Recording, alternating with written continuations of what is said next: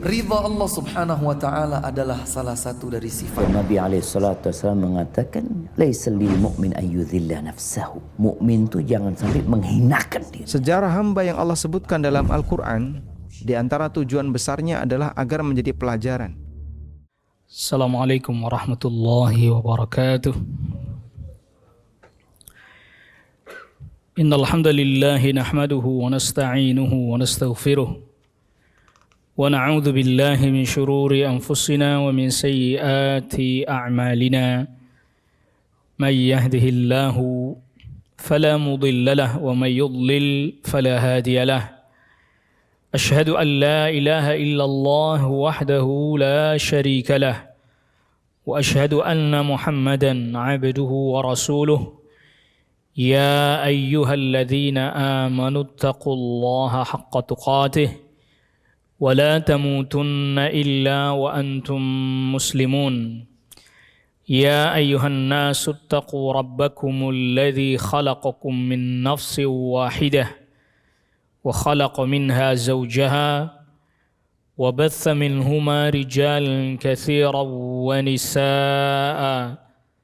واتقوا الله الذي تساءلون به والأرحام إن الله كان عليكم رقيبا يا أيها الذين آمنوا اتقوا الله وقولوا قولا سديدا يصلح لكم أعمالكم ويغفر لكم ذنوبكم ومن يطع الله ورسوله فقد فاز فوزا عظيما أما بعد.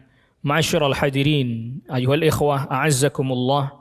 Pembahasan kita pada risalah al-usul al-thalathah. Sekarang kita masuk kepada dalil raghbah, rahbah dan khusyuk. Ini masih menjelaskan tentang dalil amalan-amalan hati di halaman 29. Berkata asy-syaikh rahimahullahu ta'ala, wa dalilur raghbati war rahbati wal khusyu'. Dalil raghbah, yaitu penuh minat, maksudnya sangat bersemangat sekali untuk meraih apa yang dia inginkan, namanya raghbah. Warrahbah, dan dalil rahbah, cemas disertai dengan sungguh-sungguh menjauhi sesuatu yang dia cemaskan. Wal khusyu'i, dan khusyuk, yaitu penuh dengan ketundukan, adalah qauluhu ta'ala, firman Allah subhanahu wa ta'ala di surat Al-Anbiya ayat ke-90.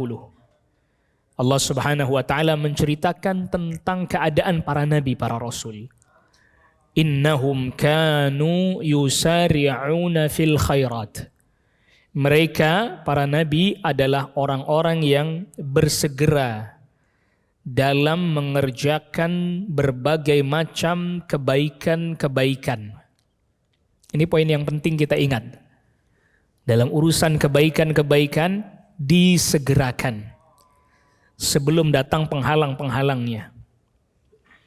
Yang kedua, wa yad'unana raghaban wa rahaba. Mereka, para nabi, selalu berdoa kepada Allah Subhanahu wa taala dengan penuh harap, sungguh-sungguh, dan juga penuh cemas, takut Allah tidak mengabulkan, khawatir Allah tidak memperkenankan. Jadi dua hal ini betul-betul hal penting yang ada pada diri kita ketika kita beribadah kepada Allah. Penuh dengan kesungguhan dan harapan, dan juga disertai dengan betul-betul khawatir, takut kepada Allah Rabbul Alamin. Yang ketiga, wa kanu lana khashi'in, dan mereka adalah orang-orang yang khusyuk, tunduk, merendah diri kepada Allah Subhanahu wa ta'ala. Ini komponen-komponen penting dalam ibadah. Bersegera dalam mengerjakan kebaikan, sungguh-sungguh penuh harap, penuh minat, dan juga disertai dengan rasa takut, dan betul-betul dia merendah diri kepada Allah Subhanahu wa ta'ala. Jadi 3 poin penting yang ini Allah Subhanahu wa ta'ala memuji para nabi, para rasul. Kalau para nabi, para rasul saja mereka tetap berlomba-lomba dalam mengerjakan kebaikan, mereka tetap berdoa kepada Allah dengan penuh rasa takut dan berharap. mereka selalu merendah diri kepada Allah Subhanahu wa taala, apalagi kita. Sehingga pernah satu ketika diriwayatkan oleh Imam Ahmad, Nabiullah Isa alaihissalam dan Nabi Yahya alaihissalam. Anda bisa bayangkan, dua nabi di masa yang bersamaan. Di masa bersamaan. Allah Subhanahu wa taala perintahkan Nabi Yahya untuk menyampaikan sesuatu yang harus disampaikan kepada umat. Lalu kemudian belum kunjung disampaikan.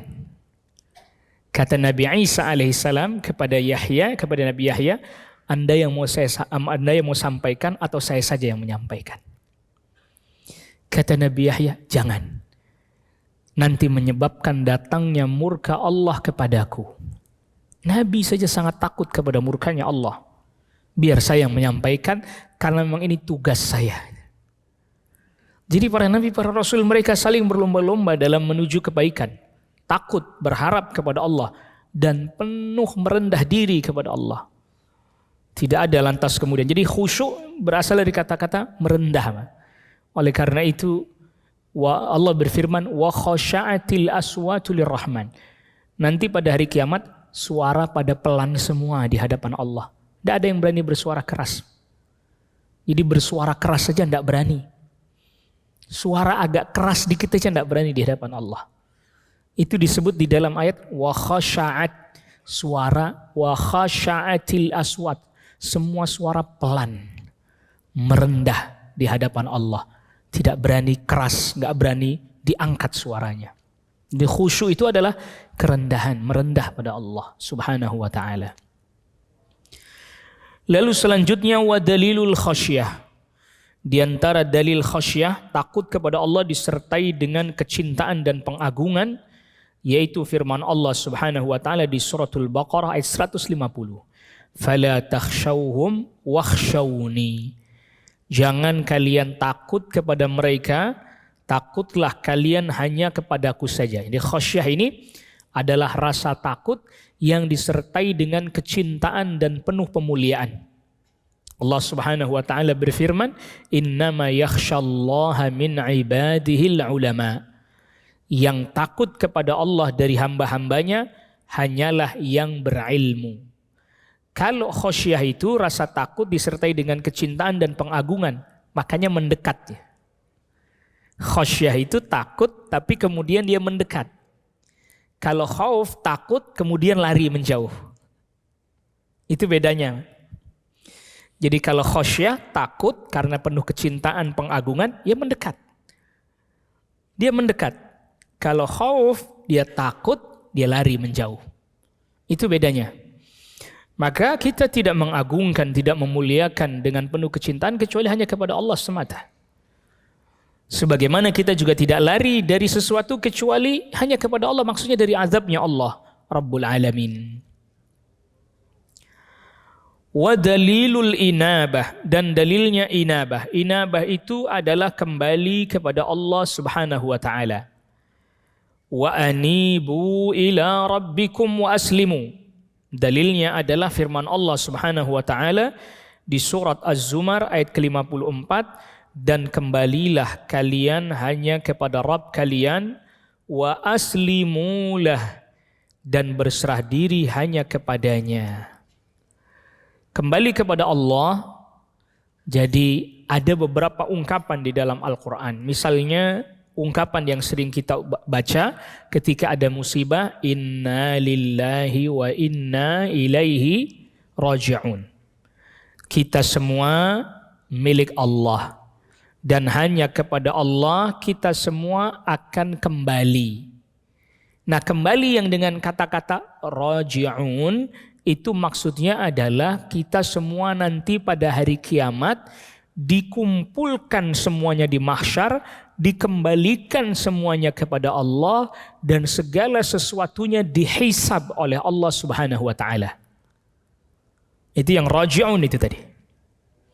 Nah, kalau yang di ayat ini dengan redaksi wa anibu, itu kembali kepada Allah dengan meninggalkan berbagai macam keburukan, mengerjakan ketaatan, dan hanya menghadapkan dirinya sepenuhnya kepada Allah semata. Itulah mengapa kemudian sebagian para ulama membedakan antara taubat dan inabah. Kalau taubat itu kembali kepada Allah dengan mengerjakan ketaatan, meninggalkan maksiat, gitu aja. Sampai di situ saja. Itu taubat.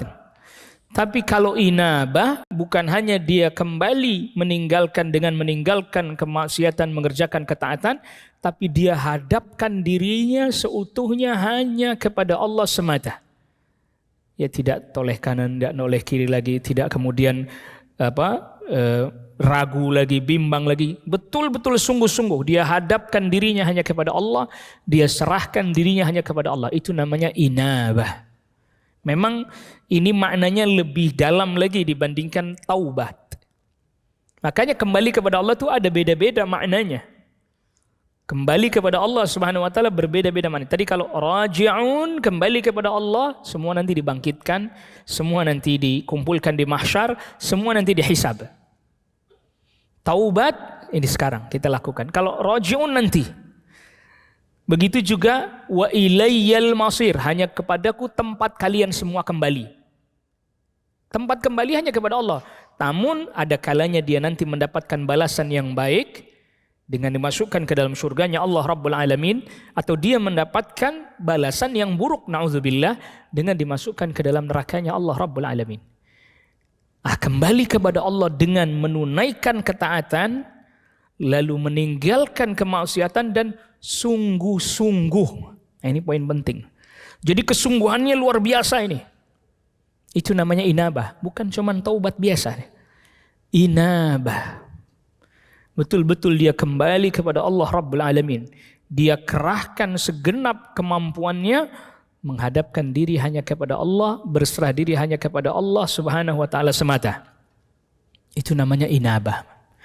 Nah, hamba-hamba yang beriman, hatinya selalu terpaut dengan Allah Rabbul Alamin. Iya.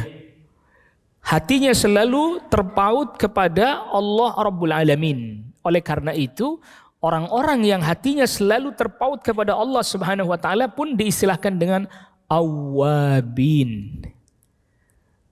Awwab itu orang yang selalu kembali kepada Allah dengan seluruh dan segenap dirinya. Oleh karena itu salatul duha disebut juga dengan salatul awwabin. Salatnya orang-orang yang kembali kepada Allah Subhanahu wa taala. Kenapa begitu? Karena ini para sahabat ya, mereka itu habis salat subuh, kemudian duduk, berzikir. Kalau syuruk mereka salat, sunnah syuruk. Lalu kemudian habis itu beraktivitas. Habis aktivitas, karena mereka kan ada yang berdagang. Orang-orang Quraisy berdagang di pasar. Orang-orang Ansar berkebun kurma. Itu jam 10, setengah 11 pulang. Salat duha di rumah. Habis salat duha, tidur, qailulah. Jadi qailulahnya mereka sebelum zuhur, kalau hari biasa. Itu kenapa disebut awwabin, karena mereka menyempatkan diri di tengah-tengah kesibukan kembali kepada Allah dengan mengerjakan salat. Habis selesai salat duha, tidur qailulah, bangun zuhur, salat zuhur. Habis zuhur, kalau butuh makan-makan, kalau enggak ya langsung melanjutkan aktivitas mereka. Kecuali hari Jumat. Kalau hari Jumat, mereka tidurnya diundur sampai ba'da Jumat karena mereka berlomba-lomba untuk datang awal menunaikan salat Jumat. Nah, itu disebut salatul awwabin, salat duha. Jadi memang waktu duha yang lebih utama diakhirkan sekitar jam 10 atau setengah 11. Tapi waktunya sudah masuk semenjak syuruk. Itu sudah masuk waktu duha, awal duha namanya. Tapi waktu utamanya ketika anak unta duduk kepanasan sekitar jam 10 setengah 11. Kalau sekarang jam segitulah kurang lebih. Kenapa disebut salatul awwabin? Karena itu saat orang lagi sibuk-sibuk beraktivitas, dia malah kembali kepada Allah Rabbul Alamin. Ya tentu kalau yang bekerja jangan ya. Karena itu hukumnya sunnah, sedangkan dia sedang dalam keadaan aktivitas bekerjanya, jangan. Tidak diperkenankan itu.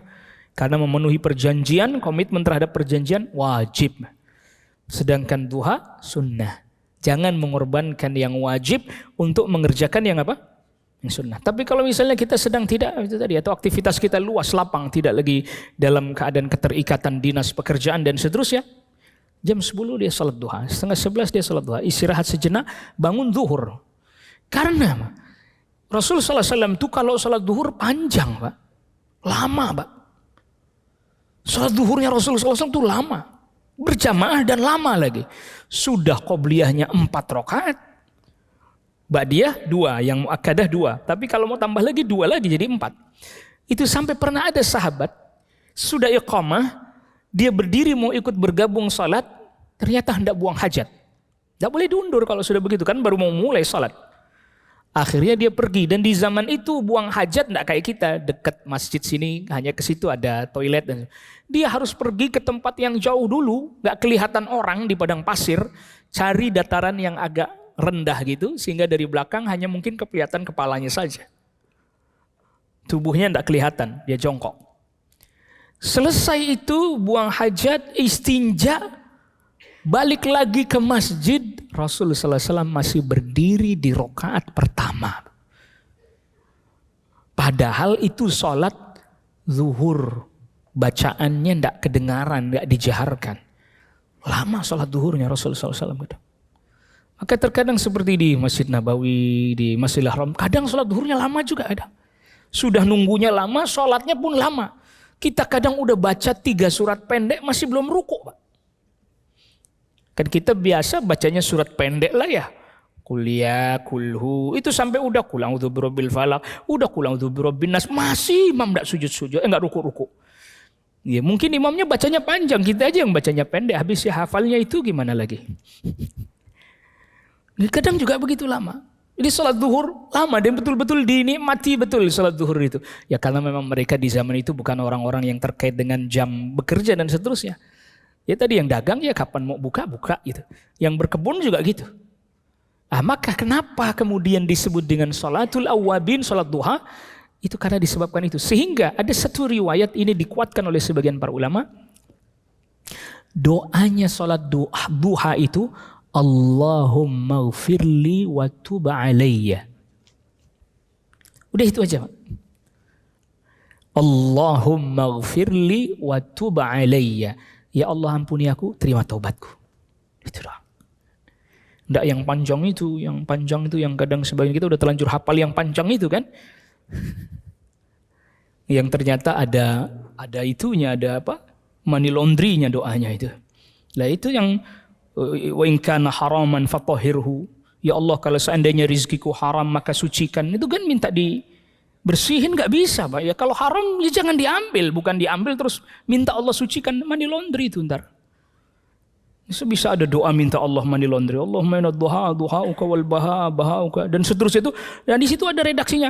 Kalau seandainya rizkiku haram maka sucikan. Nggak bisa. Kalau haram ya udah pulangin. Jangan haram kok minta disucikan. Ini kan namanya doa minta money laundry. Memang dulu kita mungkin karena faktor tidak tahu, dan doa itu tidak tahu dari mana hadisnya. Sampai sekarang saya belum ketemu. Mungkin kalau ada jamaah yang ketemu doa itu nanti kasih tahu ya. Karena ngeri juga itu doa, Pak. Rizki haram ya jangan diambil. Pulangin kepada yang berhak. Kembalikan seluruhnya. Jangan minta disucikan. Gak bisa, Pak. Memang haram masa minta disucikan. Minta dibersihkan. Udah haram. Halal. Yang halal itu ada zakatnya. Yang halal aja masih perlu dibersihkan dengan apa? Dengan zakat. Karena di dalamnya ada hak orang lain juga sebenarnya. Karena ketika Allah Rabbul Alamin lebihkan sebagian dari rizki kita, ada yang dikurangi. Berarti dia punya hak juga. Punya hak juga.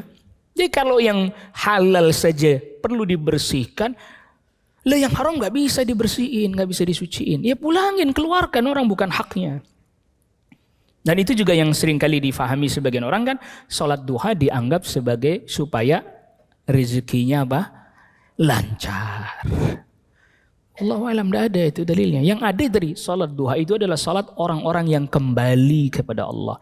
Di tengah-tengah sibuknya aja dia masih sempat. Di tengah-tengah sibuknya aja dia masih sempat kembali kepada Allah Rabbul Alamin. Maka dia disebut dengan salatul awwabin. Maka kembali kepada Allah Rabbul Alamin Allah berikan syariat kepada kita seperti salat fardu ini harus setidaknya 5 hari kembali kepada Allah, menghadapkan diri kita kepada Allah Rabbul Alamin. Maka di sebagian doa iftitah yang diriwayatkan oleh Imam Muslim, wajjahtu wajhiyah. Langsung di situ yang riwayat Imam Muslim. Aku menghadapkan wajahku. Apa wajahnya doang? Seluruh dirinya aku hadapkan hanya kepadamu ya Allah. Jadi kita butuh salat kembali kepada Allah. Dengan seluruh diri kita. Ya fikiran, ya badan, ya fikiran kita, ya hati kita, ya lisan kita. Orang-orang yang kembali kepada Allah Rabbul Alamin tidak akan pernah mengalami kegelugian dan kehampaan.